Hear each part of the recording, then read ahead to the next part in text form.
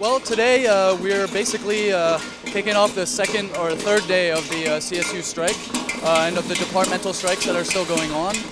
So of course we're trying to get attention, trying to get people to pay attention to what's really going on, to what the efforts are that the people have been putting into, or what the efforts students have been putting into this kind of action. And in particular right now we're just trying to create some autonomous student space where we can act independently, kind of organize the strike, have actions and have activities that can be relevant for everybody, and that really just get the word around and get people to notice, and maybe block a couple people from going to class.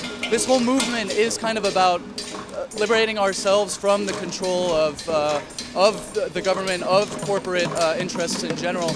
And I think that doing something like playing music, like dancing, things that are not necessarily associated with spontaneous public display is something that challenges these kinds of dynamics, that challenges the rules about who can be in the street when, who can do what actions when. And I think it's relevant in any sort of movement to have dancing and to have singing all the time. And it really keeps morale up too. So staying out here for hours on end, having these kinds of activities and this kind of sound, this kind of dancing, all that, I think is really good for people. But people have been here since around 7:15.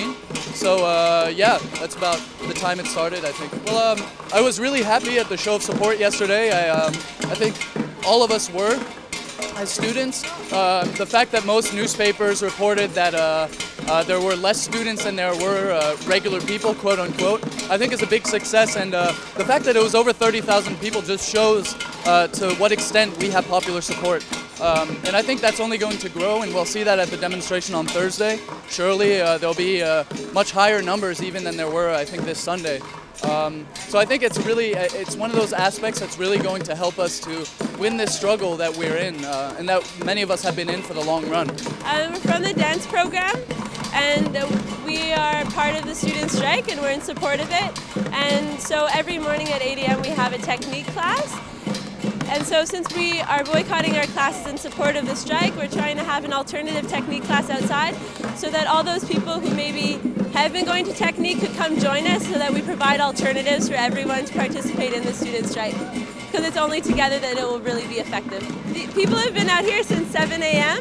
and I think it's really important when you are striking to have your presence seen outdoors and not just to stay home, because it's not a vacation. It's about coming all together outside in front of your university and expressing why you're on strike, what you're fighting for, and keeping the energy light and positive.